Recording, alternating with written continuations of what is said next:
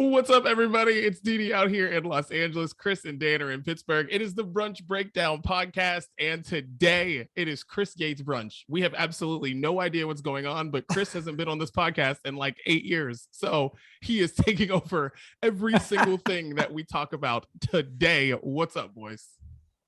What's up? Welcome to my Chris, brunch. Yeah, it's good to have you back. You know, we've been trying to hold it down here, and now I don't think you realize that a couple of weeks off, and now we make you put in all the work, and we just sit back, relax, and let you tell us what we're going to talk about. So we literally, this is no joke, we really have no idea what the topics in the menu will be today. You've got a lot of thoughts from your travels over the past couple of weeks, and we're here to have you fire away at us and see what this episode turns into. I'm excited.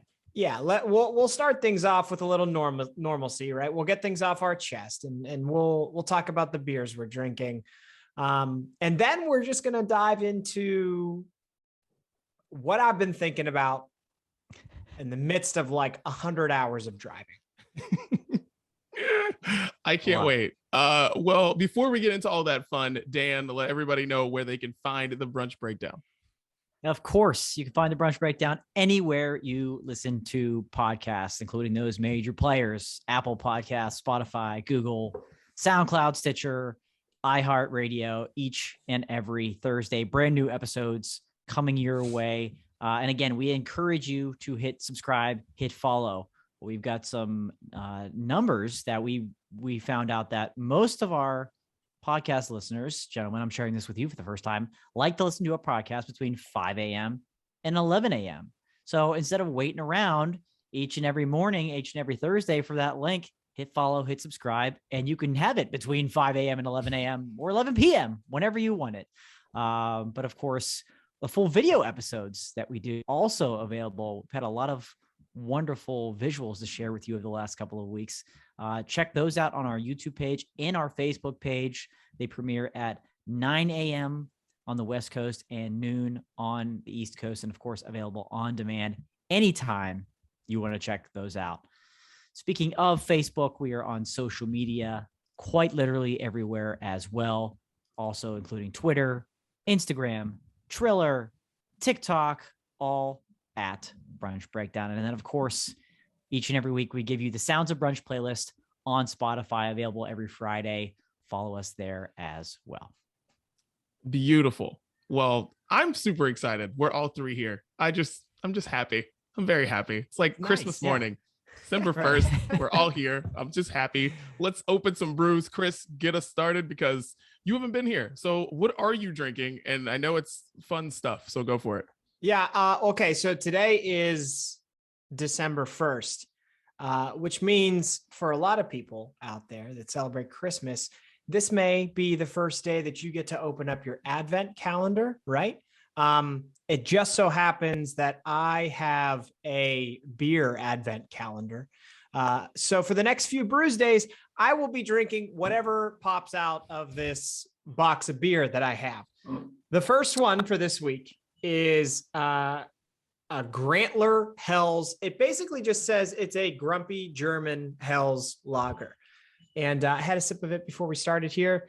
We're going to go back to the classic days of Chris Gates saying, this kind of tastes like beer. I don't really have much to share with you. It doesn't, like, you can't. So here's the thing. My in-laws got this for me last year, which was delightful. They got it for me again this year because you can, in PA, you can't get alcohol at Costco. You can in Wisconsin. So they were kind enough to get it for me in Wisconsin. The problem is, though, like, these are literally from Germany. You can't get information on these beers. So I don't have much to tell you other than I'm going to drink this beer. Cheers. This is wonderful analysis. This a grumpy guy. That's a grumpy guy. Is the beer grumpy? What's it taste like? Yeah. What do you got there? First sip. It's rules. I don't know, malty, kind of like it's lager. Yeah, lagers to me aren't all that. I feel like for me, and maybe people have this with like different types of beer. It can be different from person to person. But like for me, most lagers taste the same. I just don't get a lot of. there's not a lot of lagers out there where I'm like, ooh, the variety. Like they all kind of taste relatively the same. Whereas like you can go, for me, like IPAs, there's 20 different variations of an IPA, and I can say how distinctly different it is. For me with lagers, it's just like, yeah, that's what it is. Well, I don't know whether to encourage you or tell you to stay away, but there's a brand new brewery opening up in Western Pennsylvania, Pittsburgh, that is dedicated to lagers, which is pretty rare. And I think they're doing it because it is so rare. It's called Golden Age, I believe. Okay. Yeah, kind of dedicated and specializing in lagers. So you would think if anybody's going to make it taste distinct, it's going to be them. So maybe there's your reason right there. Yeah, that's good to know. I would like to give that a shot, maybe learn a little bit more about what makes different lagers. Like this is a Hell's Lager. How is that different than other types of lagers? I don't know. But if there's a place that can help me learn, I'm down to learn. The first time I went to Colorado to see my friend Kevin, he told me that like the safest thing you can do if you're afraid to try things is just order whatever the lager is. Like, what's your most popular lager? Go for it. And it's like, I have learned that because, you know, when you go out there, or like any place that has a lot of breweries, like there's nothing on the menu that like, you know. So like, if you're not adventurous, like it's pretty much going, what's the most popular lager? All right. That says a lot about you. Yeah. But yeah. Yeah. It's a safe move. Well, did you like the beer or no? Yeah, it's good. I would drink this, like, you know, like if it, there it is. I'm gonna. Again, it's like, was it good? Yeah, it's a lager. I've been drinking Yingling since I was like 16. So yeah, I would drink any lager. It's fine. This is hilarious. That was like how you describe like a date that like it wasn't the worst date ever, but it also is like, I don't really care if I see her again. Yeah, like, I would, but I don't like need to. That's accurate. That is accurate. Was this good? Yeah. Do I need it? No. Every time you say good, your voice is getting higher and higher, which makes me feel like, oh man, I don't know. It's like when someone says like, oh, how you guys doing? Good. Great. Great. Yeah, it's fine. Really good. Thanks for asking. Oh God. All right. Amazing. I missed that.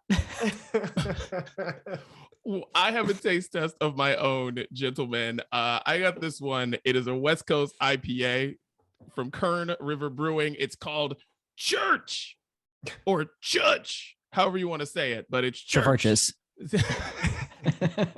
But it's Church. It's got a really cool can. You can see that. There it is. Check it out. Church. And I am really excited to try this out because I love what the can looked like and I'm here for it. So what kind of beer is this? Bad boy. It's a West Coast IPA. So okay. Gonna be, you know me. I love my fruit.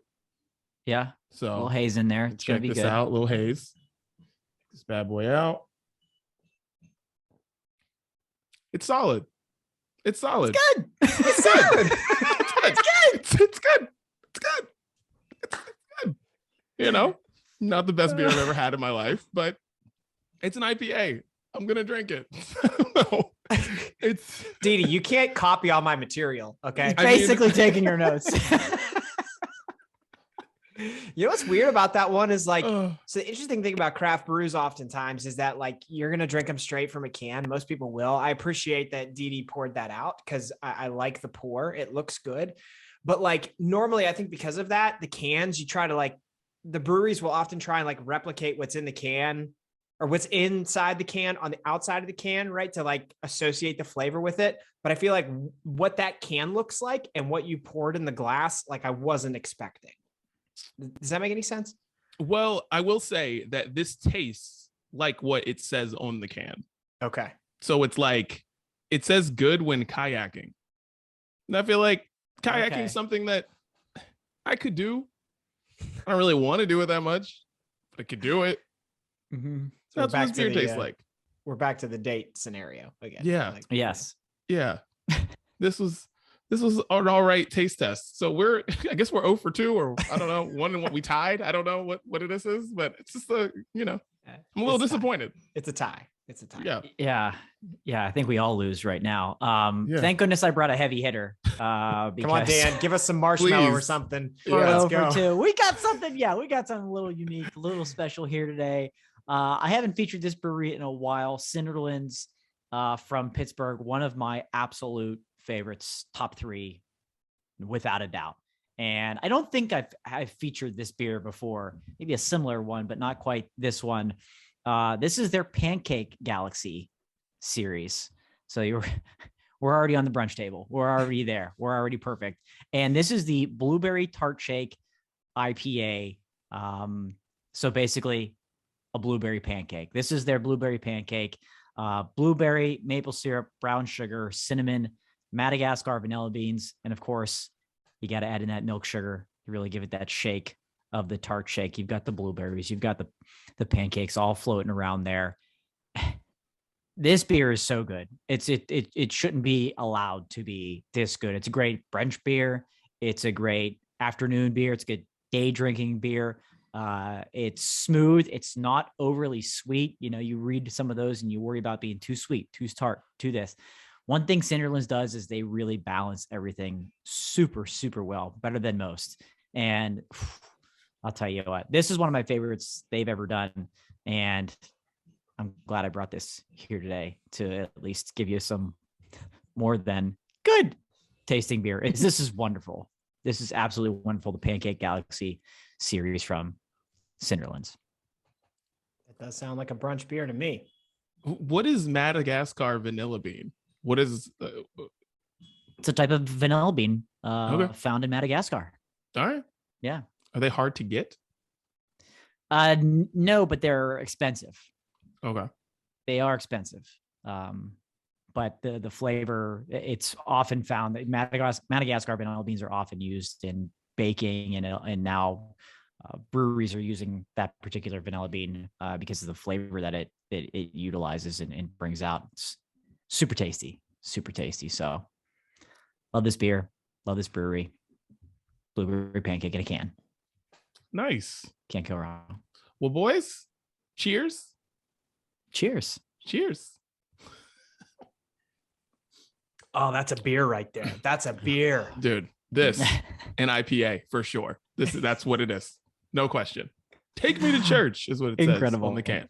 All right. Boys, let's get random topics off our chest today.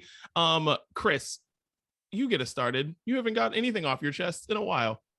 And you've been driving for a long time, so go for it. Thank you for the opportunity to lead us off here. We just got back from spending Thanksgiving in Wisconsin, and we were with my wife's family. We have, I guess, 3 nephews and a niece, and then our daughter. We had 5 kids under 5 at this Thanksgiving, which was at times pretty crazy. My daughter, when she gets around her cousins, who are all older than her, most of them are older than her, she always comes away from the trip doing something that she didn't do before we went on that trip. And it's typically like a big, like, developmental thing, right? Like she ages up quickly. This time we got back, and all of a sudden now my daughter knows how to, she was climbing up on things before. Now she's able, somehow she learned how to climb back down. And I got to tell you guys, I think like one of the low key biggest game changers for a parent is when your kid can figure out how to get down from something. Because like when your kid starts to learn to climb up on things, the minute you see it happening, you are forced to sprint to that situation. Like everything, whatever you could be holding a pot of boiling water, you got to drop it on the floor, because what is happening with your daughter climbing up on the couch or something, like this is a bad situation. You have to be there immediately. But like, you hear all these things about like what you go through as parents and like the things that are like, you know, big deals and stuff like that. Nobody talks about the fact that like when your kid figures out how to safely get back down off of what they climb up on, it doesn't mean like you can just stop paying attention, but it does mean that you don't have to sprint around your house as much as you previously did. And I got to tell you guys, this is a nice development right now. We're still watching. We're still like we're still kind of sprinting because we're not used to the fact that she can get down. And we're still like, yeah, she can get down, but like, can she get down every time? Probably not. And you don't want to be there for like the time she doesn't. So we're still watching, but it's nice to know that we're working in the right direction. And like when I sit down, I might be able to do it for more than 5 minutes. So exciting developments here in the Gates household. And shout out to all of my nephews for helping my daughter figure out how to climb back down. Dude, that's awesome. Yeah, you better tell Olivia that she needs to learn how to like get off of things like way faster than most kids, because you guys got number 2 coming. So like, you are not going to be paying attention to her as much as you want to. Not saying you're a bad parent, just letting you know. Because when we did this, Saoirse was like a couple weeks away from being 2 years old, right? So she could fully get off of things or whatever. And I'm telling you, she got away with a lot of stuff in those first couple months of Major being in this world. So I'm just letting you know that like, you need to tell Olivia, like, you need to start putting her up on things, but like, get down, dog, figure it out, because challenge, once homegirl comes in January, what we do? So like, figure it out. Yeah. So yeah. Dan, get it off your chest. So guys, that I'm in, I'd say the vast majority of professionals right now that I am working in the office most of the time, right? 4 days out of the week, I'm in the office working in an industry where that's kind of important. So, which is why we're kind of have to be there. And a positive initially about being a kind of forced to go back into the office so often was like the commute was just wonderful. Shaving off like major time from when it used to be, right? It was super nice getting there quickly, getting home quickly, makes it not as bad. So I say I'm in the minority now, but I need to speak to the majority. Okay. And I realize I'm going to piss a lot of people off here, but I need to say it. That's what this segment is for. If you work from home, you should be banned from the road from 5 p.m. to 6 p.m. Banned from driving. Let everybody else get home, because the amount of traffic occurring when I leave work is absolutely absurd and frustrating me to a whole nother level. And it makes it worse that when I go into work, it's not bad. I get there pretty quickly. But then after work, everybody has other places to go. They got to go run and do errands. They got to do this. They got to do that. We might as well be in 2019 come 5 o'clock till 6 o'clock with the amount of people on the road. Because I know their asses ain't back in the office because I see that place is empty. I know that's not the case. So I'm going to our city council. I implore everybody else to do the same. Let's get this to state levels. If you work from home, 1 hour, let everybody else get home first, then go do your shit, do your holiday shopping, go to the gym, do whatever else needs done. I just need a 1 hour ban so I can get home in a reasonable time. It's getting later every day and it's driving me insane. So again, I know I'm not really preaching to the choir here. Probably people won't be on board with that, but I need it. I need it. If I'm in the office, I need a little give and take. That's all I'm saying. Well, I don't know why, if you aren't forced to go downtown anymore, why would you want to be down there during that time? I mean, it's the worst time to be on the road. Like, why, if you don't, I don't know where everybody's going. Where's everybody going? So here's after 5 o'clock. Here's my theory, Dan, because I have done that commute, that downtown commute, and the holiday season specifically is shockingly terrible because people who don't work downtown want to come downtown because and this is like every city does like the holiday winter market stuff, right? And there's the shops and the things so everybody who doesn't normally go downtown is like, what a beautiful, fun thing to do. And they ruin it for everybody that's like there and doesn't want to be there. Now that sucks for the next month for you, but I'm hoping on the back end of it, like as you get into January, maybe it gets better. Boy, I hope so. I realize that, this time of year, it's going to be because, people are out and they're shopping and they're doing the stuff like that. And they're going other places because it's downtown. It's throughout. It's everywhere. It's crazy. So I hope so. But I feel like it's just like progressively gotten worse, maybe since like Halloween as we continue. So I hope you're right. Because if not, I'll be back here first week of January and complaining. That's what I need, people. Just just 1 hour. Just let me get home in 30 minutes. That's all I need. It went from 30 and now it's like almost 45. Where is everybody going? They have like most cities have like digital billboards now. We need to cut out that clip and like find a way to get it on the Parkway.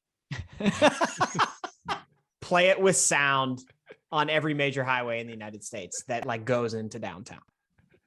I love it. Dan just needs 30 minutes. Give him 30 minutes. That's for about $12,000. We can have that for about 4 months. So I think we can make that happen. GoFundMe will be live at Brunch Breakdown. If you would like to be a silent donor and contribute to Dan's commute home, you can reach us at the brunch breakdown podcast at gmail.com. Thank you. Chris, before I go into, because I have two things I could do here. Are any of your topics college football related?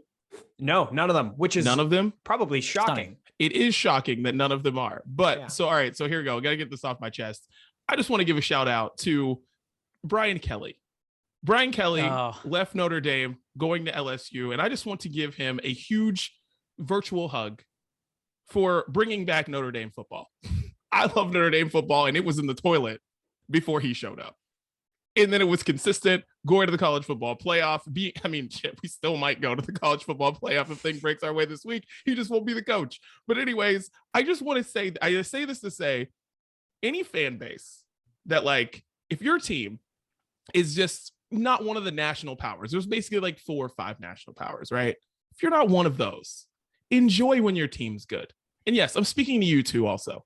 Like, enjoy when your team is good because it's not promised. It's not promised at all. It can all go to crap in like 2 seconds. All it takes is a coaching change or whatever. And then all of a sudden it's all trash. And I know this as a West Virginia fan because they're garbage right now. And as a Notre Dame fan, because they were garbage 10 years ago. And now who knows what's going to happen next, but I don't care because I'm soaking up all the memories and loving everything that's happening, that's been happening in these past few years. So I just want to say, everyone, enjoy when your team is winning. Do not bitch about not winning national championships or whatever it is whatever goal you have set in your mind that is like probably unrealistic. Just enjoy it. That's what I got to say. A lot of coaching changes, and I need people to understand that, these things don't stay there forever. Even at the like the most famous of programs, success doesn't last forever. You gave Brian Kelly a virtual hug for what he did. I'm going to give like a few days in advance. I want to give Luke Fickell a virtual hug for eventually ruining Notre Dame football again. So thank you very much, Luke. Appreciate it. Yes. But that I see now you talk about that like trickle effect and about enjoying something, the teams that are good. We've got now Pitt, obviously the ACC championship game this weekend. Super, super excited, super thankful for that.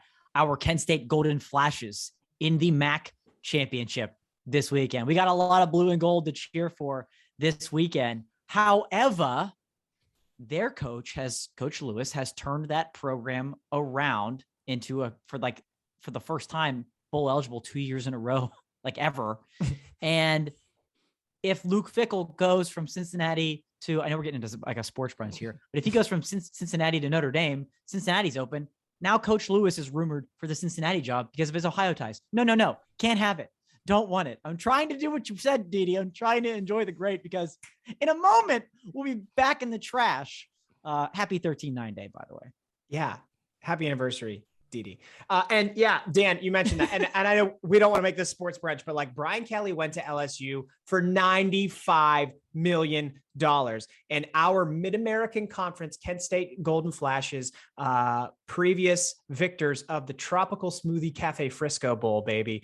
We extended our coach for $500,000 a year. So if anybody wants him, he's gone. And that is the harsh truth that Didi was just talking about. It can vanish quickly. Enjoy it while it lasts.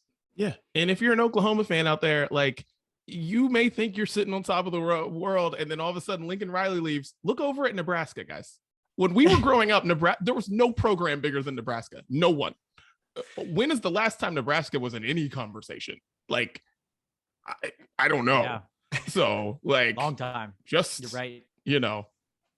Enjoy it. Good point. Had to get that off there's too much stuff going on. I mean, I know we'll have end of the year stuff to talk about, but I'm just saying that too much stuff going on, not to mention that.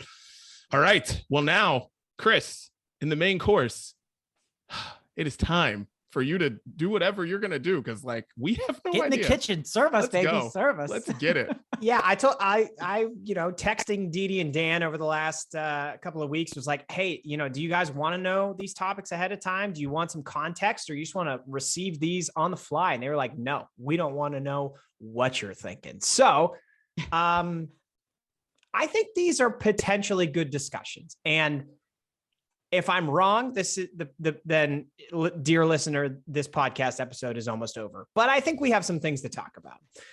Okay. I have done a number of trips. Like I mentioned, I have been to North Carolina an absurd amount of times in the past month. I was in Charlotte 5 weeks ago. Then I was in Duke 3 weeks ago. And then I'm going to Charlotte again this weekend. I've noticed in my travels to Charlotte, there is a Sam Hunt freeway. Okay. And if you're like me, when I saw that, I was like, you're telling me the country pop artist Sam Hunt has his own freeway in North Carolina? I did some research like literally a half hour ago, and it turns out it's not that Sam Hunt that has a freeway, but it's like the Sam Hunt that the freeway's named after is like the old, like, chair of the Department of Transportation in North Carolina. Way more boring than I thought. But let as a group, let's just say that freeway is named after Sam Hunt, the country pop artist. It made me think, because understand, when I was driving down there, that's who I thought this was named after. It really made me think that, like, that's the better way to honor people, especially people who are alive. And I think we need to make a motion as the Brunch Breakdown podcast to, like, stop building statues of people now. Like, we need to stop building statues of people right now. There's been way too many instances over the past 5 years where, like, whether alive or dead, and a lot of them have been people who are still alive, we find out, like, oh, they built a statue of that guy or that person, and then, like, we had to take it down. I think it's just, that's not the way to go anymore. I think we need to stop building statues of people that we want to honor and instead name roads after them, because it's much easier to change the name of a road than it is to remove and hide forever a statue of somebody who we find out ends up being, like, a really shitty person. And I want to know if you guys have any ideas or thoughts on, like, different ways that we can get away from building statues of people to honor them. That's my idea. Naming roads or highways after people. And, like, by the way, with this new information, let's find a road and name it after Sam Hunt, the country pop star, because his music is tremendous. And if he turns out to be a really shitty guy, then we just, like, take the sign down and it doesn't matter anymore. Anyway, your thoughts after all of that rambling. Are there better ways that we can honor people than building statues of them? Because I feel like we've learned recently that that's not the way to go.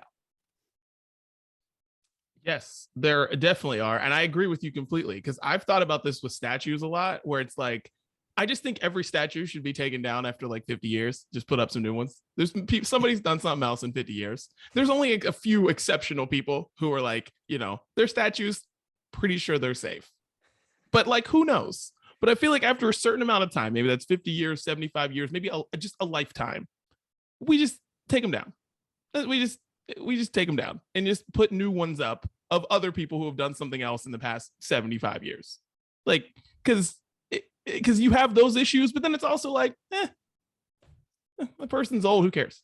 Or maybe they did something that was cool back then, but now you're like, is it really cool anymore? Not even like it's bad. It's just like, that doesn't deserve a statue. Right. Mm-hmm. So like a good example of that, Didi, is back to college football for a second. TCU had a head coach named Gary Patterson who they just fired. And then we found out like they put a statue of him up.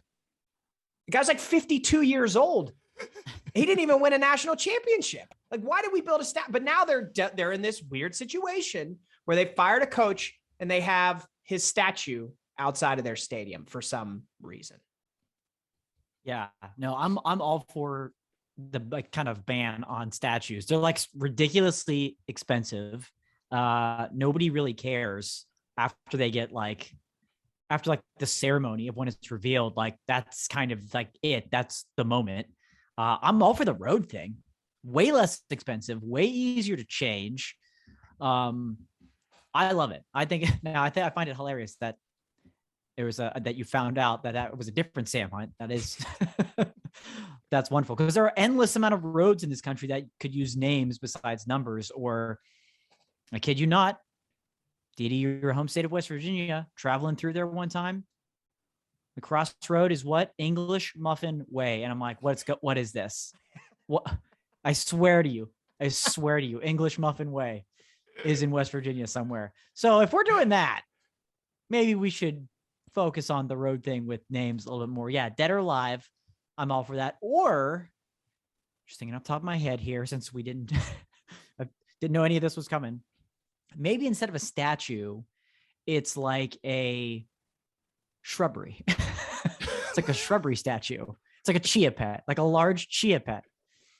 And then you just kind of keep up with them. And then like either it dies or it's like you just let it grow. If we find out it's a bad person, we just let it grow out a little bit. And then you can just trim it into somebody else. It's very easy. It's good for the environment, right? You're just up there trimming up. This person's going to have longer hair. We need to switch this out. You just kind of have these gardens of people and they just swap out. It's like the wax museum. There you go. See, I think a lot of schools need to be renamed, I think it was just time to, there's ways to just rename schools, or some schools don't have names. It's just like, whatever high school.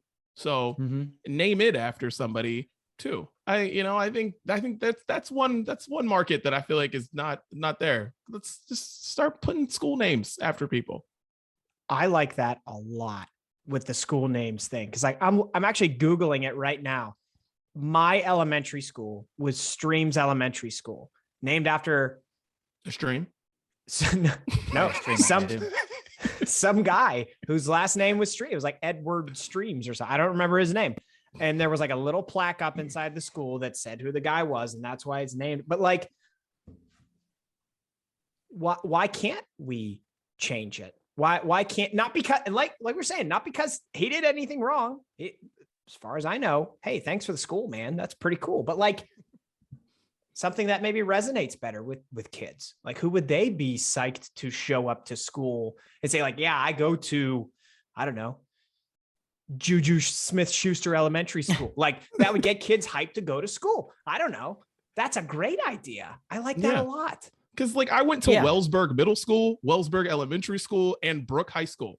Brook is the county that I lived in. Wellsburg is the town that I lived in. No names, nothing.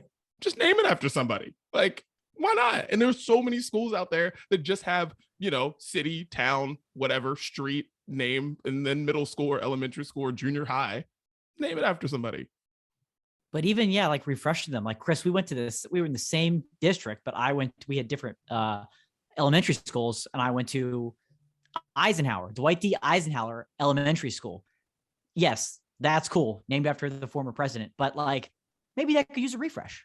Maybe there's somebody else that, we're looking at people to dedicate to. I've always thought it was cool, but yeah, like that.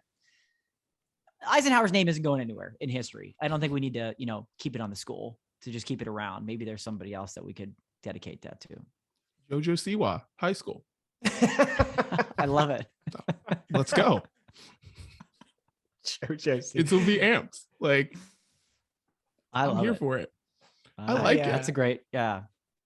I think like, to go back to the statue thing, like I also think like, okay, but if like you decide, is there criteria where a statue is determined to be like, yes, we need to, the memory of this person needs to live on forever. One that sticks out to me is a relatively new statue here in Pittsburgh that they built for Mario Lemieux, right? And like the guy, there could be no more deserving of a person, because the guy was the captain, won the first championships for the hockey team in Pittsburgh ever, then retired, and then like came back and saved the team, bought the team, kept it in Pittsburgh, then like built a new arena, does amazing stuff in the community. Like there's no better person to build a statue of. And this conversation makes me think like, so I would backtrack on what I said about statues for that guy. Is there criteria like, okay, if you meet these requirements, then yes, we can build a statue. That's a tough one, because like there's also, I thought you were going to go with Mr. Rogers. That's a great one. Pittsburgh, right That's there too. one. Like that's a guy who deserves a statue. Boy, what could you say is the criteria for that? Because it does have to be that top echelon. I don't know. I mean, I like that. That's like, we just got to be more choosy about who we make statues for. Because what we found out over this past like 10 years or so is that like they were just giving statues to freaking anybody. Mm-hmm. Like, it's like, couldn't believe Gary Patterson had a statue. Like, you just read this stuff about some of these like war generals and whomever else, and it's like, wait, what did they do? Wait, they lost? Wait, they didn't? Huh? What did they do? They did nothing. They built him a statue, and built them a statue back in like 17 something. You know how long that took? Yeah. And this dude wasn't even all that great. Like, this dude couldn't dunk a basketball. He couldn't do anything. I don't know, but it's just, yeah, we got to be more choosy about who we get the statues for. So I get that, because it's like, you talk about Mario Lemieux, what he's done for Pittsburgh, and Mr. Rogers, like, yeah, like you get it. Yeah. And like a Kobe statue in LA makes a ton of sense. But I'm starting to think we're phasing our way out of building statues for people, like especially people who are alive now, because everybody is going to have a Twitter feed that lasts longer than they live on this earth. And there's going to be a tweet there that at least one that we're going to say like, yeah, we can't build a statue for that guy. Yeah. Yeah. That's going to be part of the vetting process, right? We have literally searched everything. That's right. That's right. And we've had a vote, so and people agree. If they want to build a statue of Didi's board, they're going to have to read all 250,000 of his tweets first. So. God. Anyway, back end search there. All right, that was topic number one.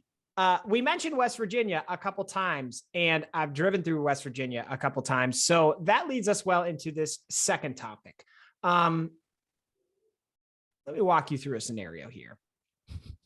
Driving down 19 through Beckley, West towards Virginia. Somersville. That's right. That's right. And I passed a town called Fayetteville, West Virginia. Probably haven't heard of it because there's no reason you ever should have, or, nobody stops there. You just keep driving. But I want to give a shout out to Fayetteville, West Virginia. And it's going to lead us into this next topic, because as I passed the beginning of this town, they had a sign out right along this very busy highway that said, "Welcome to Fayetteville, West Virginia, the world's coolest small town."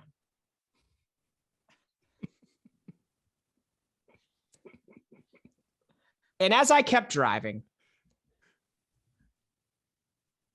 I literally did not see another human. Okay. And all I thought to myself was, that's exactly how we need to be putting together slogans for towns, states, whatever. You see them all the time, right? You drive into a new county, into a new state, past a new town. It says like, welcome to so-and-so. Like I just drove west. I went into Indiana and it said America's Crossroads. And I thought to myself, that's extremely lame. I also like, there's accurate. Yeah, it's accurate. Accurate, but lame. There's a township. I don't know which one, somewhere around me. And it just says like a great place to live. And I think to myself, we could do better. I think we need to embrace what Fayetteville, West Virginia is doing, where like they have there's no reason or right that this town has to say that they are the world's, not West Virginia's, not the country's, the world's coolest small town. I think we need to embrace that. And I think we need to start up-leveling the slogans that we have for different counties, different towns, different states. And I want to get your guys' thoughts on that. And I also want to know if anything sticks out to you. Like, is there a slogan a certain city should have? Is there, like I said, Indiana is America's Crossroads. That just basically to me says like, this is the most boring place that you could be, and you're going to drive right through it. Have you seen any of those before where you're like, yeah, this one sucks or this one's great? Because I think like this is something we need to start up leveling what we do. You need to make people want to stop there. And Fayetteville's doing it. They're doing it hard. Well, first one that comes to my mind is the state that Fayetteville sits in, and that's West Virginia, and their incredible tagline of wild and wonderful. Wild and wonderful. I don't know if that's getting me to stop now. When I recently drove through West Virginia as well, we stopped. And Edie said, look at you vacationing in West Virginia. And I said, the sign said wild and wonderful. We just could not drive past it. We had to stop and figure out what was so wild and wonderful going on here. That's the first one that comes to my mind. I go back and forth. I agree that these slogans need to be better. But there's a lot of self-glossing going on, like world's cool. Like, I didn't get those rankings. We usually break those rankings down. I didn't see that on rent.com's like coolest cities in the world, Fayetteville, West Virginia first. Like, I feel like it should be a weird scenario, but there's some accuracy to it. There's like some outside factor, like Pittsburgh should be second best nightlife in America. And you're like, no, but yes, it is. And that's making you stop. It's got to be something like that. Some towns do that though, right? They like promote their random ranking because somebody said it somewhere. And they're like, yeah, as seen in TV guides, home edition or something like that, and they have a quote. See, I think small towns should do that. So like these signs should be, and maybe they are littered, or they should be all through West Virginia, just because you have to figure out some way to get people to stop. Like maybe Morgantown doesn't need it, but every other city does. Like, why are you stopping in Fairmont? Like, we have the best hot dogs. I don't know. Like, this is home of the best hot dogs. Like, I don't know what, but dude, going back to your last topic though, this is another way to honor somebody too. Home of Chris Gates. That's true. Oh, yeah. True. Right. World's best Bojangles. Turn it around. Let's go. Dude, see? I'm there. I'm stopping. More cities need to do this. And a lot of cities need to like update their thing. Cause like I know Boston's is like, because when I go there, there's like a huge sign at the airport. It says like the Puritan City. And I'm like, what? Like, should be like, I'd rather you just say like Mark Wahlberg's from here. like you can put anything there. The Puritan City, like get out of here. I don't want that. But it's a huge sign at the airport, and every time I see it, I'm like, what? That's trash. But yeah, a lot of cities need to update their slogans too. Like the Steel City. Come on. I'm still gonna hold on to that one. The city can change. Come on. Well, clearly, Dan. No, Dan. That's yours now. Like, Yeah, yours. The physical city is not really powered by steel anymore. No, True. So True. it's like the would you green update? city now. It's the what? Right. It's like the green city now. Or like something about fries on a sandwich or something. Like, yeah, it's not the Steel City. Yeah. Yeah. So it's a little bit more unique. These towns got to get a little bit more unique. World's deepest lake. Like what?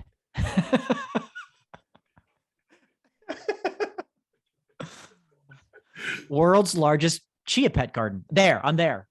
I want to see this. That's where all the statues are now. Well, an example of how updating it can go wrong, though, back to Dee Dee's home state of West Virginia. West Virginia has always been wild and wonderful. And then for like 2 years there, they changed it to open for business. And like, for what? That was an ugly era. And then they changed it back to wild and wonderful because they screwed that up. They had a good one that they never should have changed. So you got to be careful when you change your name or your slogan. And you know why they changed it? Like, the story behind that is that, like, back in the day, you knew that there was like a place where prostitution was going on because there would be like a sign that said open for business. And so everyone in West Virginia hated that slogan also. That was not the people did not decide that. Somebody decided that because they thought, well, that's going to bring people to West Virginia. And everyone was like, no, it sounds like we're whores.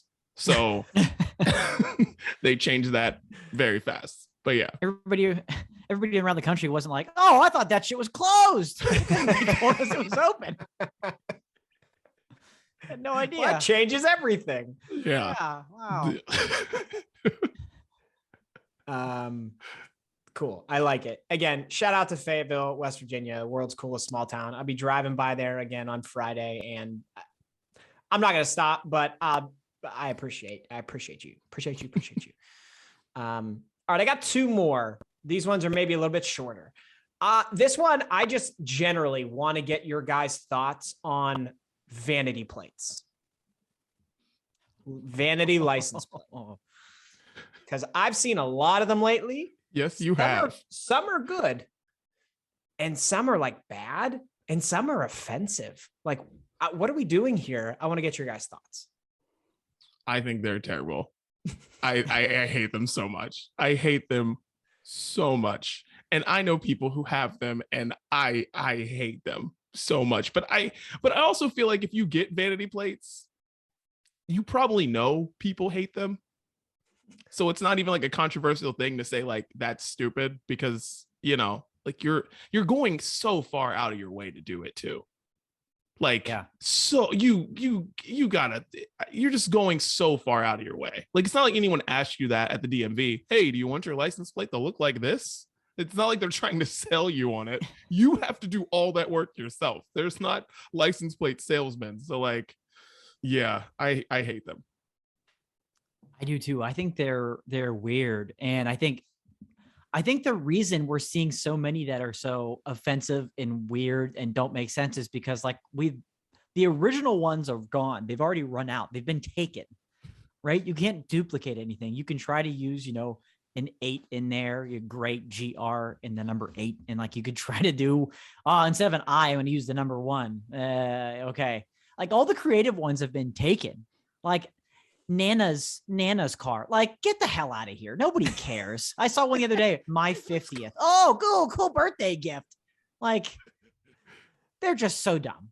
They're really, really, and I feel like it's the older people that are still doing them. And you're right, Dee Dee. You have to go far out of your way to get creative and pay for those things, and just take your numbers and your letters and all of that, and just be normal. Just be fine. Just be another car on the road.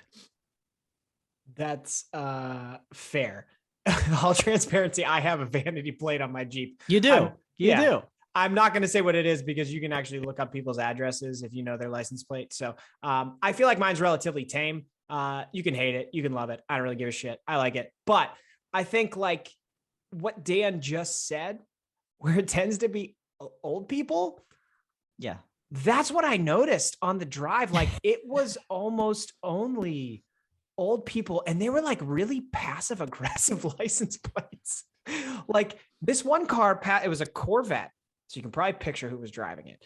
It was a Corvette that drove by me, and the license plate said, "Will wait for you." It was WL and then W, the number 8, and then the number 4 and the letter U. Will wait. And I was like, oh, that's weird. And then like the car passed, and like 5 minutes later, I was like, oh, that guy's being a dick. Like he has a Corvette, and he's like, no, it's okay. I'll wait for you to get out of the way. And he was like an old guy, like an old retired guy. I feel like old retired people are just getting like really mean with their license plates. It's getting out of control.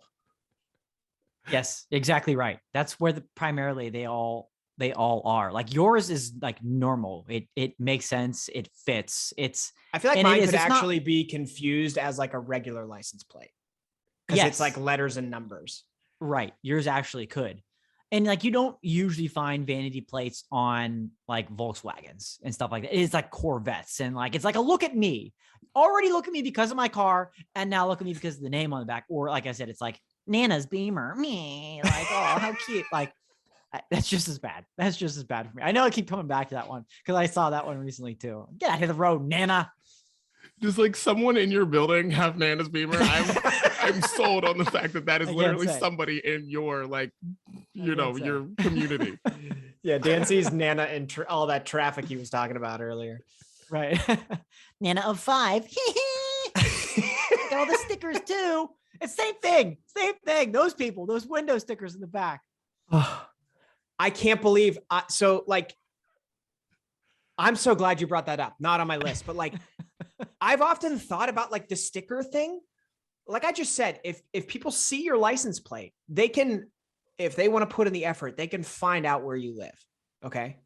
I'm not going to break down how you do it because I don't want people doing that all the time, but you can do it.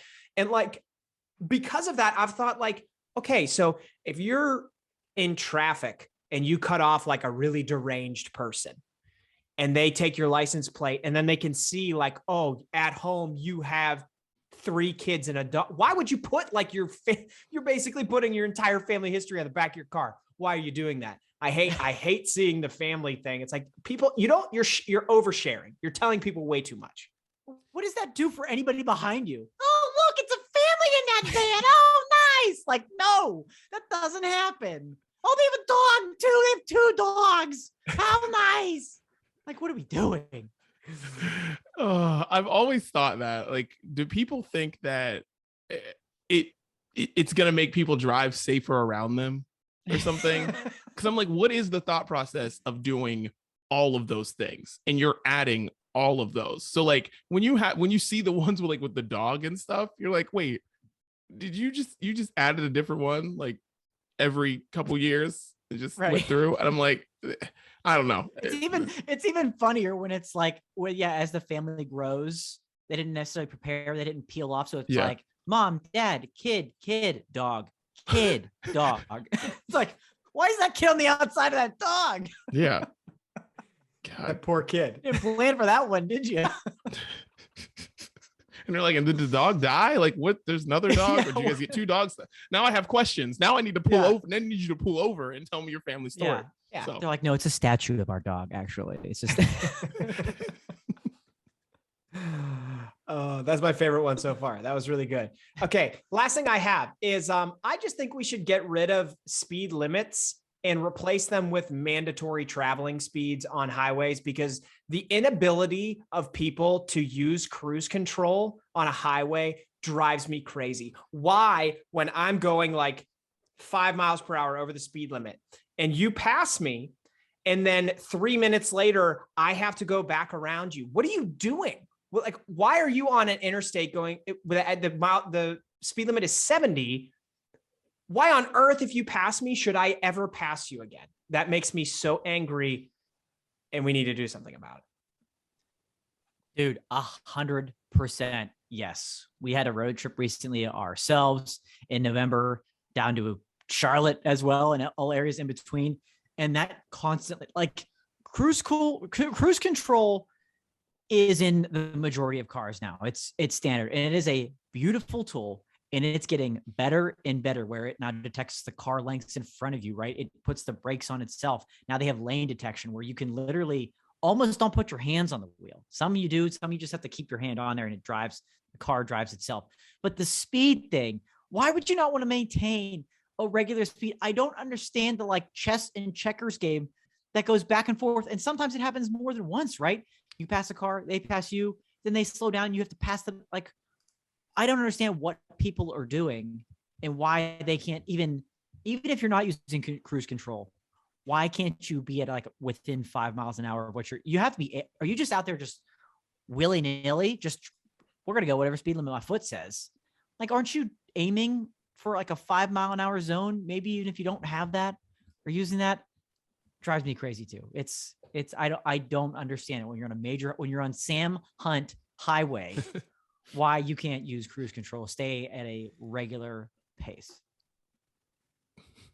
I'm with you. I have to drive to like near San Diego a good bit these days. And anytime I drive, and I live in the land of traffic. So anytime there's open road, I'm like, oh, people will know how to drive. They don't.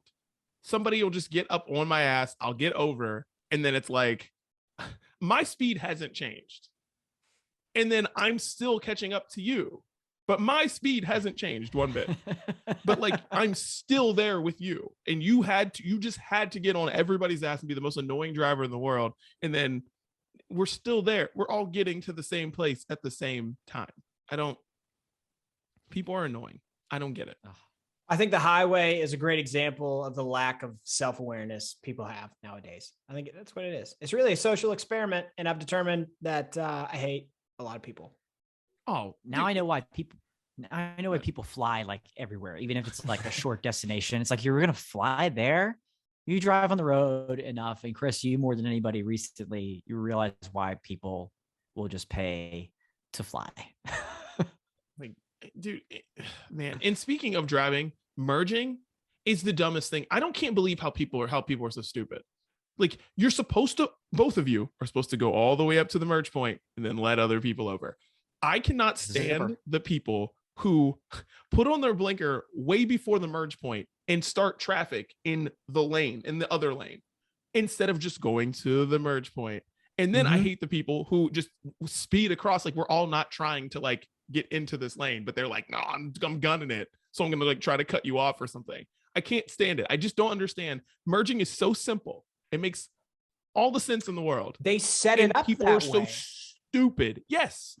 And people are so stupid creating their own traffic jams and possible wrecks by doing that. And it just, I just don't, for the life of me, I don't understand. Yeah. People complain about like, oh, all this construction creates so much traffic. It's like, but they set you up for the most successful end result possible. And then like, I take it, man. I'm like, I have this lane until I don't have this lane anymore. I keep going. And then I hate the people that like get pissed at me for they try to drive in the middle. Yeah. Truckers, you son of a bitches. Stop driving in the middle of the road.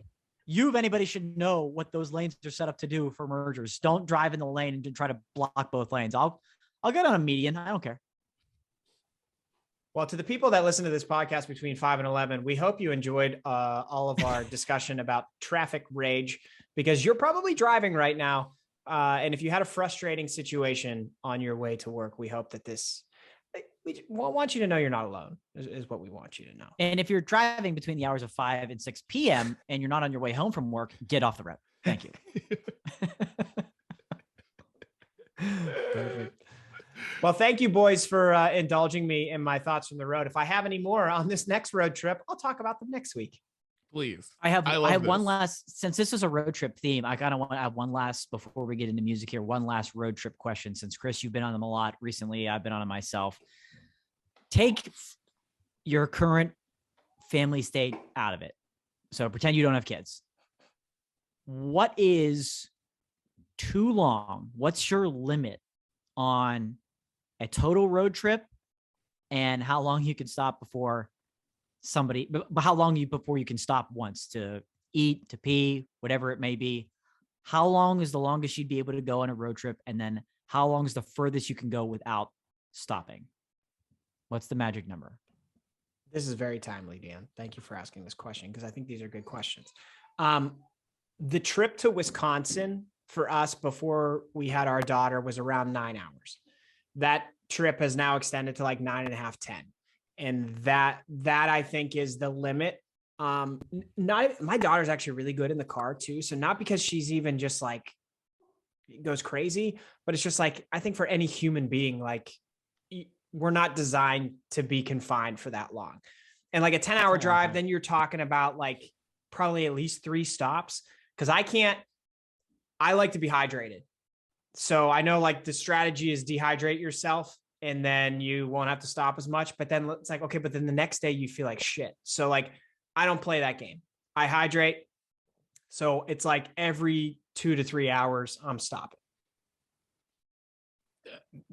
Dude, okay. Longest for me now, dude, because I don't ever have to drive that far to get to anything. It's like, I don't know, 4 hours as long as I can go now.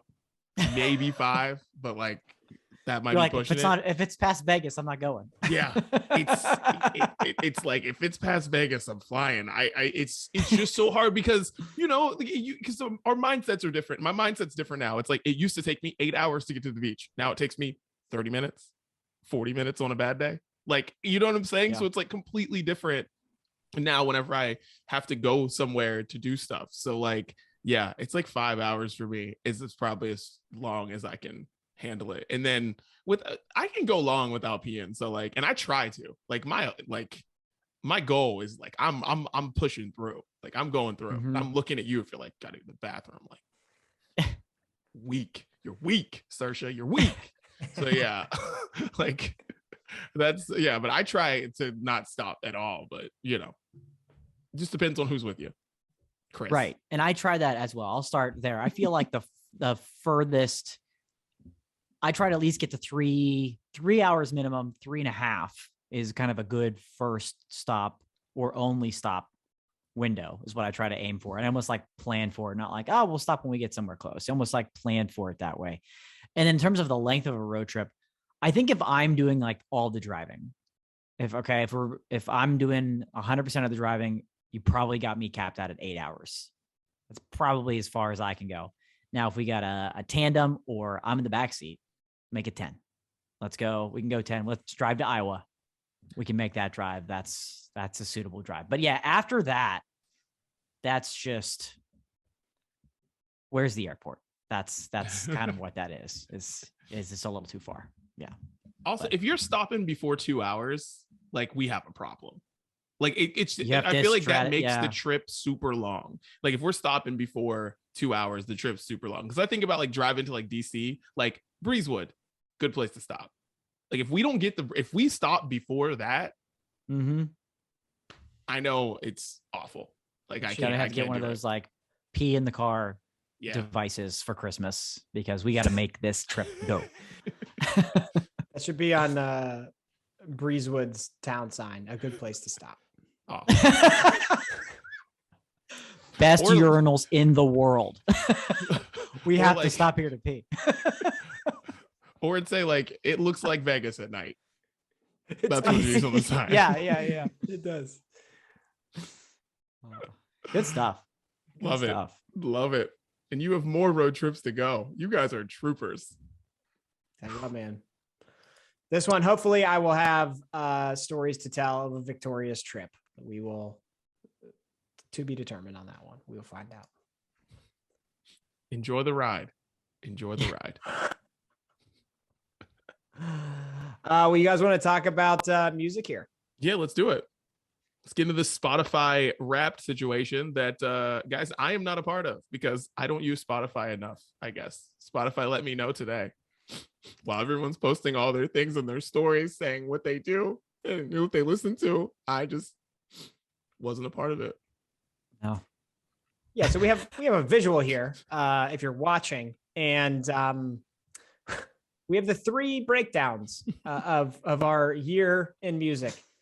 Mine is on the left, Dan's is on the right, and Dee Dee's is in the middle. And if you're not watching, on the left and on the right, Dan and I have our top 5 artists, our top 5 songs, how many minutes we've listened, and our top genre.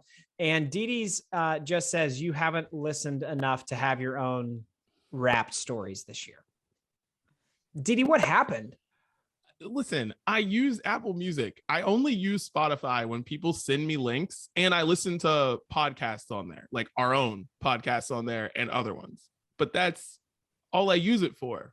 So I guess this year I didn't listen to enough music enough times on there. So Spotify just let me know that you need to do better. And I swear last year I didn't listen to it much more either, and I had one. So Spotify must be up in their game. Yeah. I don't know. Something like that. But that's what I got. But you guys, this is like a national holiday now, by the way. Like it's kind of crazy. Like Spotify Rap Day is humongous. Like it's, controversial, but like it might be bigger than like Memorial Day or something. I don't know. It's a big day. This is huge. It's a huge day. It is. Yeah, it's funny you say that because I was thinking, I saw some people hating on the Spotify Wrapped Day where people were sharing, and I'm like, you can't celebrate like National Cat Day on my feed and treat that like it's real, but then make me feel bad for just like, oh my God, listening to music. Like, go to hell. Go to hell. Amen. Bravo. Ridiculous. Bravo. Dan, what do you think of your Spotify Wrapped? Do you feel like it's accurate? 1,000%. Absolutely. 100% accurate here. Top artist, by no surprise to anybody, myself especially. 21 Pilots comes in at number 1.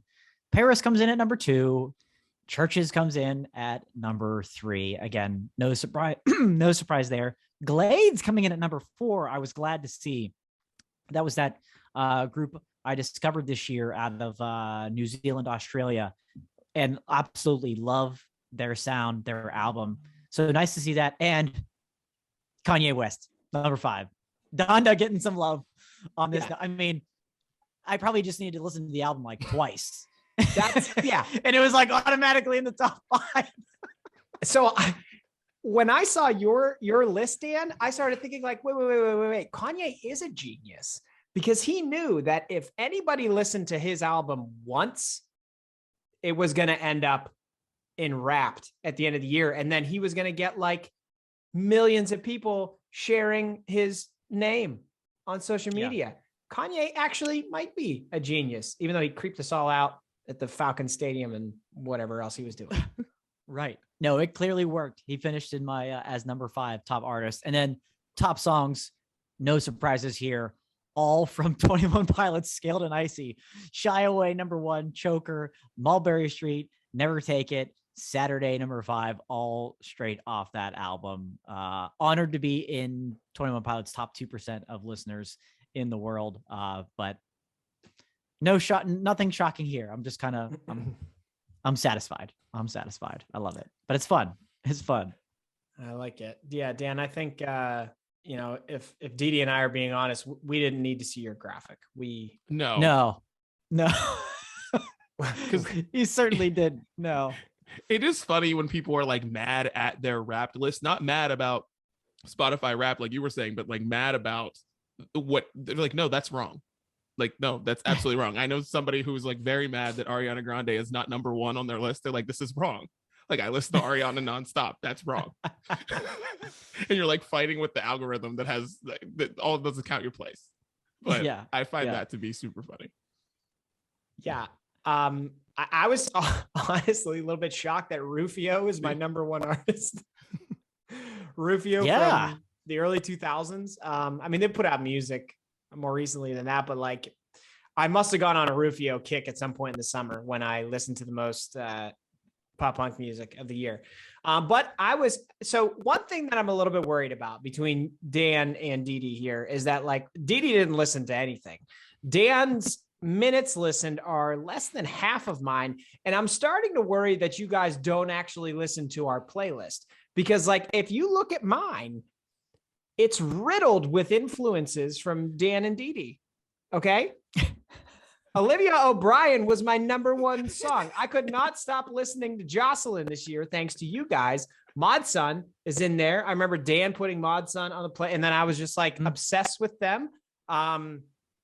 There's a lot of Dan and Dee Dee influence in mine, which means I broadened my musical horizons this year. We can see that Dan did not. Dan just listened to that same old shit. Okay. New shit, but the same old shit. And Dee Dee didn't listen to anything. So I'm a little bit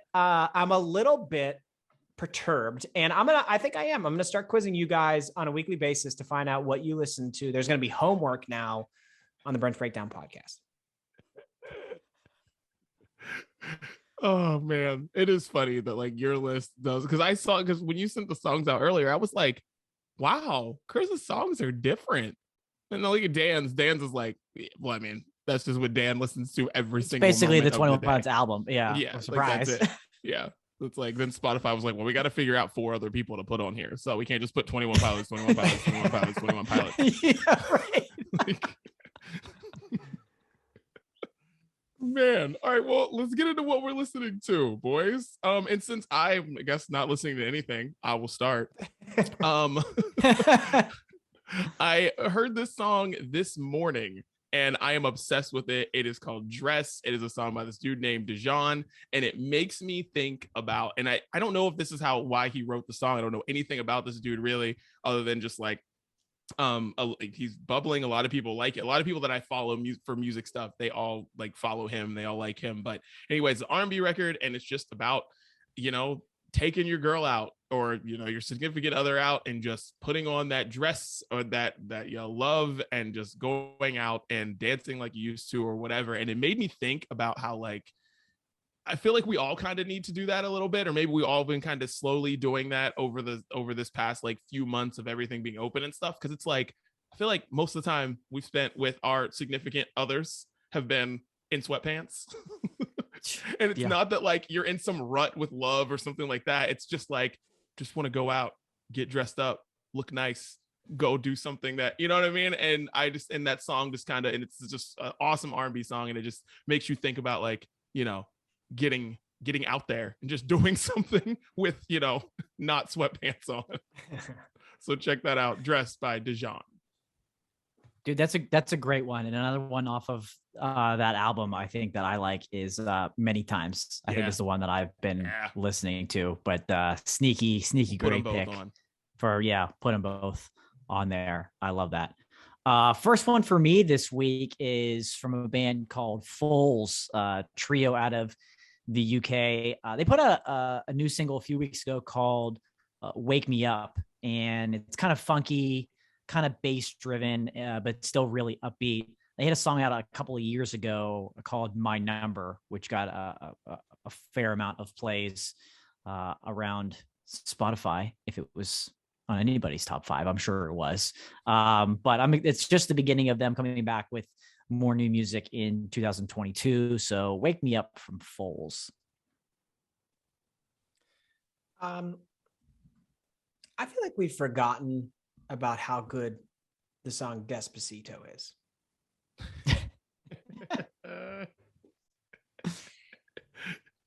I did until just now. Now I'm like, yeah, it's a great song. So we're going to put that on the playlist this week. I love it. All for it. It's good. This song I'm hoping hasn't been on the playlist yet, but it may have been, because this one, it was like, I heard this song today and I was like, I don't know how this missed us if it did. Gail, ABCDEFU. Have you heard this? Yes. Has it been on the playlist? I don't believe it has. I don't think we've actually put it on there, but go ahead. Okay. Well, then I don't know how this missed us, because this hits everything that we enjoy. Like all 3 of us enjoy is this song. Like it is a breakup song. It has a pop, like rock sort of vibe to it. And it is just funny as hell. Like this song is basically the girl version of Black Bear's Hot Girl. What was it? Is it Hot Girl Bummer? That's the song. Yep. Yeah. It's basically the girl version of that. Like she's just like, I like fuck your mom, fuck your sister, fuck like your dog. Like it's amazing. Like A, B, C, D, E, F, U. It's incredible. So Gail, check it out. You're right. I don't know how we haven't put that one on. I yet. don't know. Like, honestly, when I heard it, I was like, I feel like everyone's gonna be like, Dan's gonna be like, I put it on. Chris is gonna be like, I put it on. Like, this has been on the playlist 4 times. Like, where did you miss this? So Yeah. I'm happy that didn't happen. But the song's like the brunch breakdown. Like, yeah, this is the anthem of the brunch breakdown. It would make sense if that was the truth, because clearly, according to Spotify, you don't listen to the sound of brunch, is what Chris was saying. Next one up for me, Dion Warwick and Chance the Rapper. What? Yes. These are 2 artists that put out a single song called Nothing's Impossible.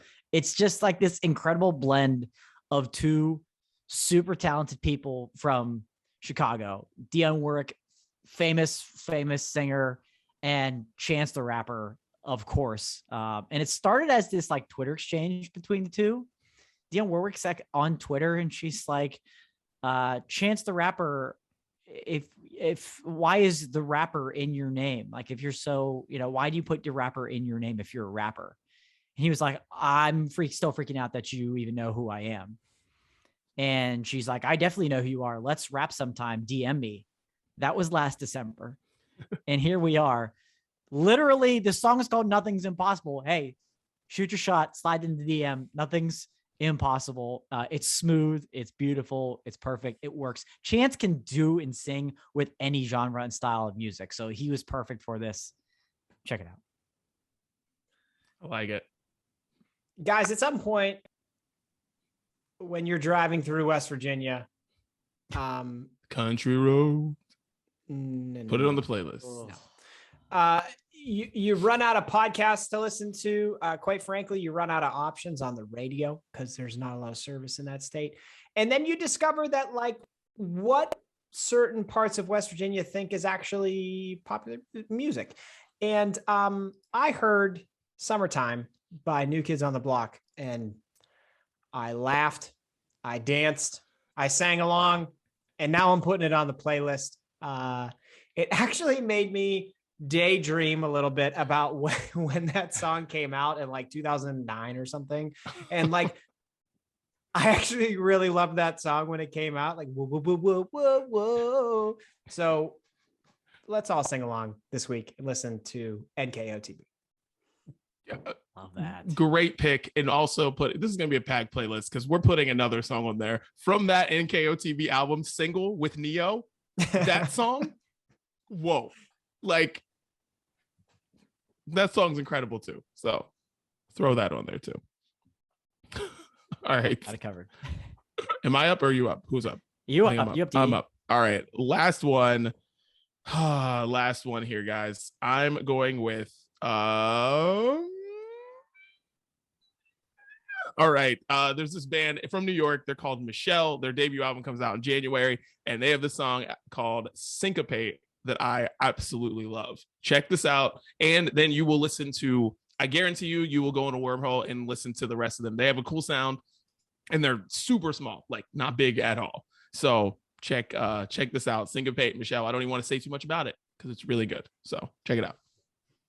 I like that. I like that a lot.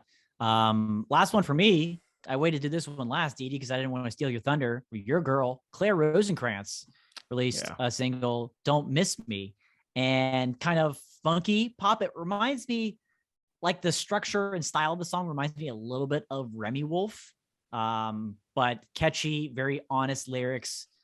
She's just talking about how she's not good at relationships and hates that mushy shit is a lyric in the song. So I think it's really catchy, really cool from Claire Rosenkrantz.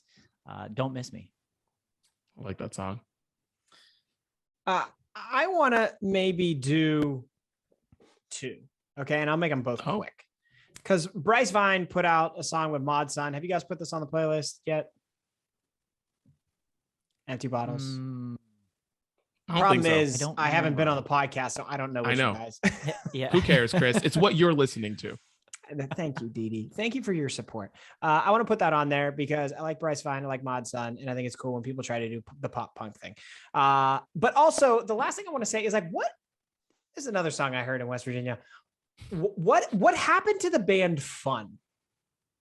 Oh, they just couldn't do it. They just couldn't get it right. They weren't having fun. Nope. Yeah, Nate went his separate ways. He tried to have his solo career, which kind of faded out. And then Jack Antonoff is like the biggest producer in pop music and is the lead singer of Bleachers and is on top of the world. So they claimed when they broke up that they would eventually get back together, that they didn't actually, the band wasn't over, but with those two dudes going in such different directions, I think that's how that band started. It was kind of like an all-star band. Like they didn't actually mean to like have a long career. They all came from different bands, but boy, it would be amazing if one day, everybody loves that nostalgia. It'll be like 10 years from now, Fun will come back. They'll have an album. It'll be bad and everybody will love it. It's funny. I was actually at a party with the drummer from Fun because he just happens to be a friend of a friend's cousin. Like, no joke. This was like amazing. 5 years ago. And I was just like, so what's the deal? Like, is it going to happen? Like, you guys going to do something again? He's like, and all he said was, I mean, I hope so. But like, you know where those guys are. Like they're, doing all these things. And he's like, you hope. But that was it.